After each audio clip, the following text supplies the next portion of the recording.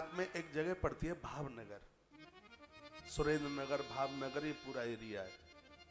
वहां का एक इतिहास है। यहाँ के राजा थे राजा भाव सिंह। उसके नगर में कोई एक ऐसा गरीब कोई व्यक्ति, बहुत रहे होंगे, मैं एक ही व्यक्ति का नाम ले रहा हूं, उसको घरवाली को संतान होनी थी, बेचारा बहुत गरीब था। काम देखने के लिए गया, कहीं काम मिल जाए, थोड़ा बहुत पैसा आ जाएगा, संतान होगी तो मैं कुछ व्यवस्था कर लूंगा। खाने पीने को कुछ था नहीं, और 10-20 घंटे में ही डिलीवरी होनी थी। और ये आप सब जानते हैं, चाहे नारी हो चाहे कोई पशु हो, बच्चे को जन्म देने के बाद उसको बहुत जोर से भूख और बहुत जोर से प्यास लगती है उसे। ये बात मध्य प्रदेश में एक जगह है नागदा। एक माँ ने, बहन ने कोई गौशाला को सहयोग किया, उसने एक पर्ची लिख करके दी। उसने कहा, महाराज जी, मैंने अपने कुंडल बेच करके ये पैसों की व्यवस्था करी है, आपसे प्रार्थना है जब आपकी गौशाला में कोई गाय ब्याए तब इन पैसों का उसे गुड़ खिला देना, क्योंकि मैं जानती हूं, मैं एक माँ हूं कि बच्चे को जन्म देने के बाद में उस माँ को कितनी भूख सताती है, कितनी भूख लगती है। मेरी आंख में आंसू आ गए, इसलिए मुझे जानकारी है इस बात की।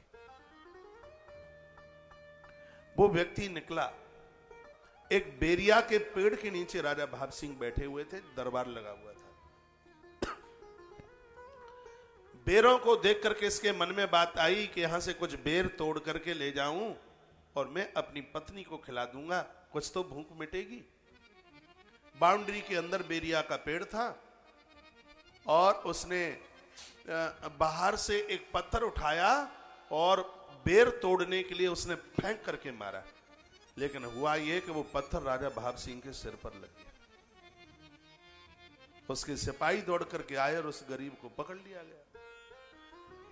उसको लेकर के गए, राजा के सामने खड़ा कर दिया, कहा, हो महाराज, इसको फांसी दे दें, इसने जानबूझ के पत्थर मारा।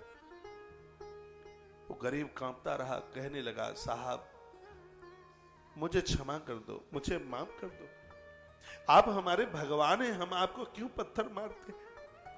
राजा साहब, थोड़ी बहुत देर में मेरे घर में मेरी पत्नी को संतान होने वाली है, हम लोगों ने 4 दिन से कुछ भी नहीं खाया।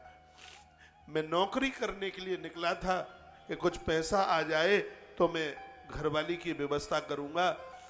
पके पके बेर देख करके, और मेरे मन में ये बात आई कि मैं 1-8 किलो बेर लेकर के जाऊं तो मेरी पत्नी उसी से अपनी भूख मिटा लेगी। मैंने बेरों के लिए पत्थर मारा, तो धोखे से आपके सिर में लग गया। राजा साहब, मुझे माफ कर दो। राजा भाव सिंह की आंख में आंसू आ गए, रो पड़े राजा। और राजा ने कहा कि आज से ही देखो कि अपने नगर में कितने गरीब हैं, इनको इतना दे दो कि कोई कमी ना आवे। तब लोगों ने कहा था, राजा साहब, हम इतनी मेहनत सेवा करते हैं, हमें कुछ अलग से नहीं, और इसने पत्थर मारा है तो उसको तुम इतना धन दे रहे हो। तब राजा भाव सिंह ने कहा, ये बताओ, क्या मैं कांटे जैसा भी नहीं हूं? बेरिया का पेड़ पत्थर खा करके इसको बेर दे रहा है। अरे मैं तो इंसान हूं, मैं तो इस गद्दी पर तब बैठने के लायक हूं जब मेरे देश में, मेरे राज्य में कोई गरीब ना रहे। जितने भी सत्ताधीश लोग हैं, सत्ता चलाते हैं, जब तक वो गरीब पर ध्यान नहीं देंगे, बच्चों पर ध्यान नहीं देंगे, स्त्री पर ध्यान नहीं देंगे, तब तक किसी भी देश का उत्कर्ष नहीं हो सकता। सरकार इसके ऊपर ध्यान दे, और हम और आप सब लोग गवर्नमेंट का सहयोग करें इस बात के। ये कुपोषण भारत के सामने एक बहुत बड़ी चुनौती है। इस कुपोषण की वजह से कोई भी देश हो, उसकी तरक्की रुक जाएगी। जन्म बच्चों को देने से पहले नारी को कुछ नहीं मिलता, जन्म देने से पहले और जन्म देने के बाद भी उसकी छाती में दूध उतरता ही नहीं है, क्योंकि बेचारी ने कुछ खाया ही पिया नहीं है। तो भारत कुपोषण की समस्या से भी बहुत ज्यादा जूझ रहा है। इसके ऊपर भी कुछ कड़े कदम उठाए जाए।